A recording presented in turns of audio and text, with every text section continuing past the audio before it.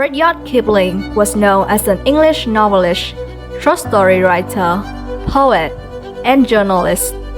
He was born on December 30, 1865 in Mumbai, formerly Bombay.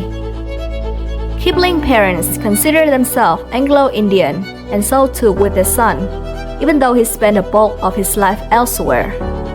After he finished studying in Britain, Kipling came back to India and worked for local newspapers, such as the Civil and Military Gazette in Lahore and the Pioneer in Allahabad from 1883 to 1889.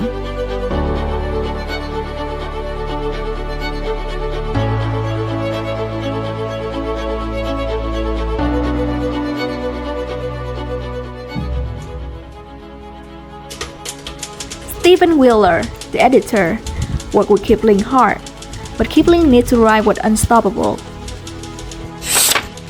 In 1886, he published his first collection of verse, Disreputable. That year also brought a chain of editors at the newspaper. Hay Robinson, the new editor, allowed more creative freedom, and Kipling was asked to contribute short stories to the newspaper. As a British Indian, complex issues of identity and national allegiance would become prominent in his fiction, and thus it became his inspiration. In the 19th century, British colonial society in India was marked by a rigid class system, with British colonizer at the top and Indian people at the bottom. This often led to a sense of cultural superiority and a lack of understanding or respect for Indian culture and traditions. At the same time, there were British individuals who were both sympathetic to Indian culture and people, and who recognized the injustice of colonial rule. Kipling's writing often explores these tensions and complexities. His writing often dealt with this theme, and he was known for his sympathetic portrayal of Indian character, and Miss Youghal Sais is no exception. The story portrayed the interactions between British colonizers and the Indian people who worked for them as Sais or servants. It highlights the misunderstanding and cultural differences that existed between these two groups, and the way in which these differences could lead to conflict.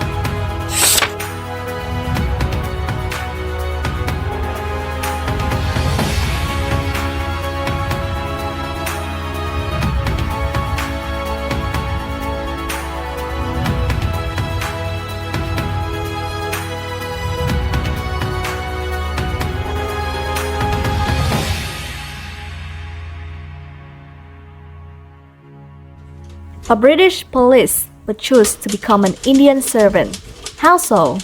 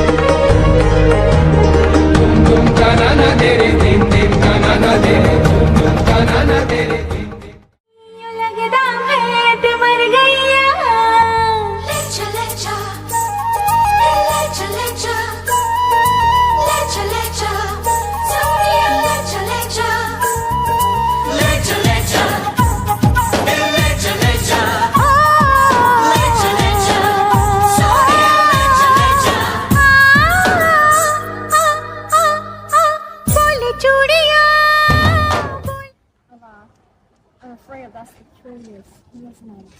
Please let me stay in his department. Please make the Englishman stay in his department. Hey, I know you've been working with Nasban last year, who was brutally murdered last year. Can you tell me all your information that may be helpful to the case? How do you know that? I didn't know that. I didn't work with him that long. So why are you opening the case? The senior policeman killed himself? Well, a policeman in India like me should know as much about the natives as you guys do. Now, tell me. There he was, policeman Strickland. He did too much and knew too much. And as he knew lotus as the beautiful national flower, he also knew to be engaged to a beautiful local girl.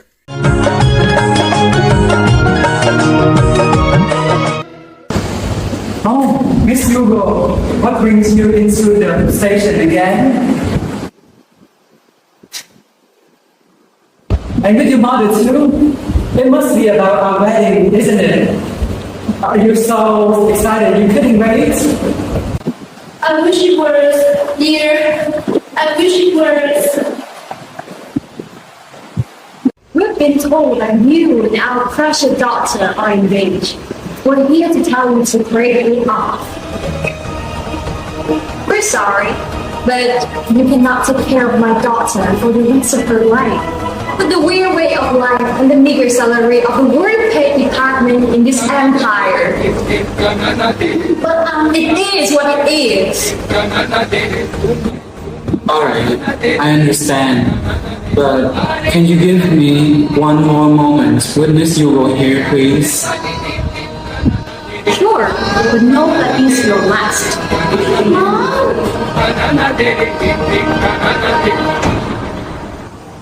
Oh, Strickland, I can live on. You are someone I can understand, but that is exactly why I want to be with you. Oh dear, I'm sure we'll find another chance to see each other. Another chance? Do you not hear my mother? We are going to see her, and the only man should be allowed nearly in other sizes who do the lonely, dirty labor. Don't worry, I'm sure I'll find a way. That's one moment already. Say goodbye. Very well.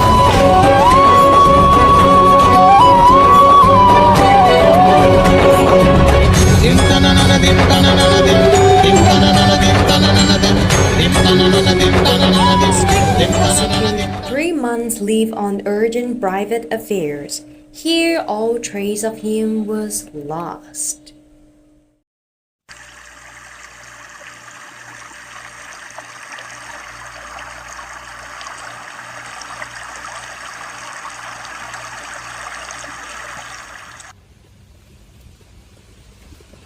Mother, may I go already? Well, yes, you may. Good girl. I'm pleased that you're no longer thinking about that foolish Strickland. Am I right, Dulloo? Yes, ma'am, you are right. Dulloo, follow Miss Youghal. Lead the way to make sure she's comfortable. If I see one drop of sweat on her face, you'll be punished. Yes, ma'am.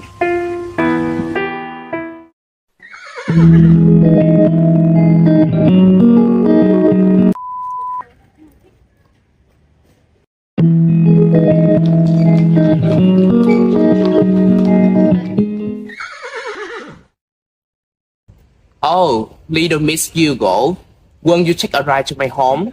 I think you will be great with me. You're Dulloo, not Strickland. You're Dulloo. She will be great with me, right? Yes, sir. Say that louder. Yes, sir. You'll be great with Miss Youghal. The life of a Sais isn't without its compensations, however. Want some tobacco? Thank you, but I have my own.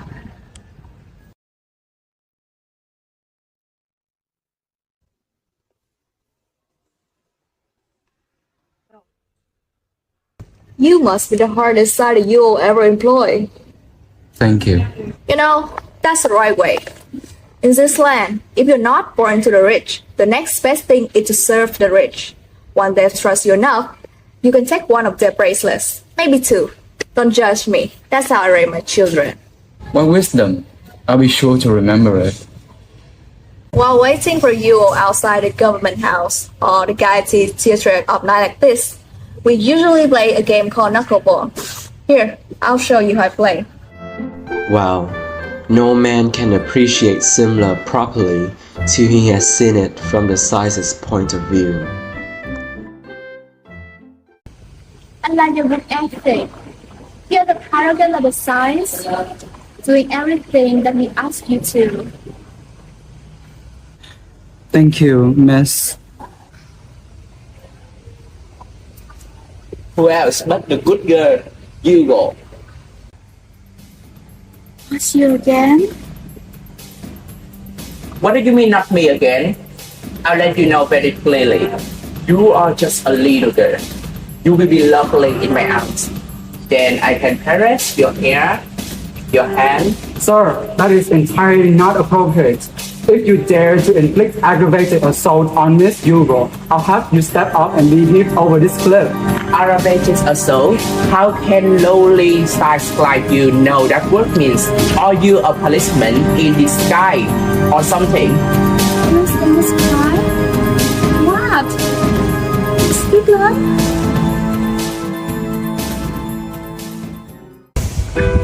I love why you make him suffer like this. General, if it's truly Strickland, then he's engaged with me 3 months ago. But my family doesn't accept him, as he was a policeman. I don't know if you know him. Oh dear, on this time, he's been breaking his back, working his size for us. I do know Strickland, and I feel a fool for messing with the two of you now. Oh, look at you, Strickland. You must think I deserve a thrashing from you.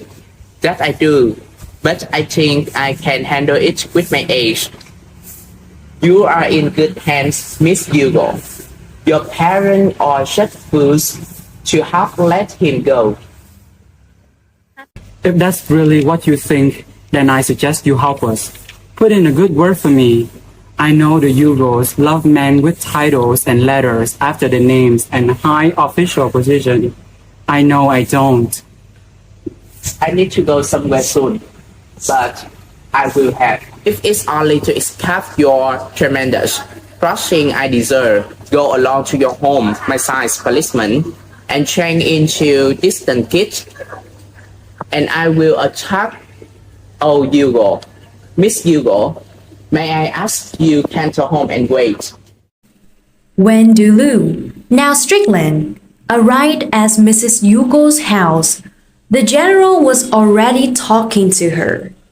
What was said would never known, but it was clear that Mrs. Youghal's attitude has completely changed. Oh, Strickland, how good to see you. You're quite daring, working at the site just to be with our daughter. Thanks to our general here, we have reconsidered. You can marry our daughter, but with only one condition. You have to drop your old ways and work hard to earn a lot, okay? Yes, and since we're talking about dropping the old ways, here are my old ways.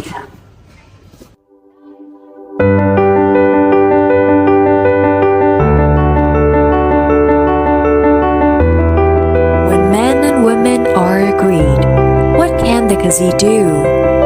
Some people say that there is no romance in India. Those people are wrong. Our lives hold quite as much romance as is good for us, sometimes more.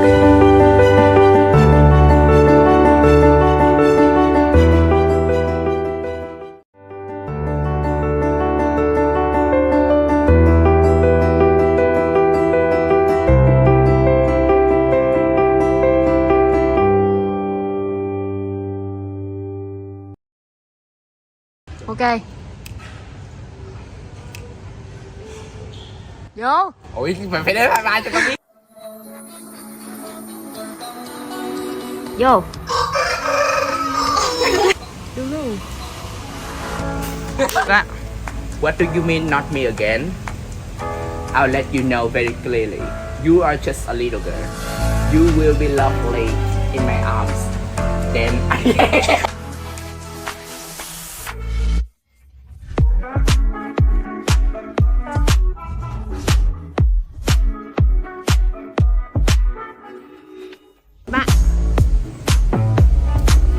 who else but the good girl? Thanks to Mr. General here. Trời ơi, con ruồi. Yes.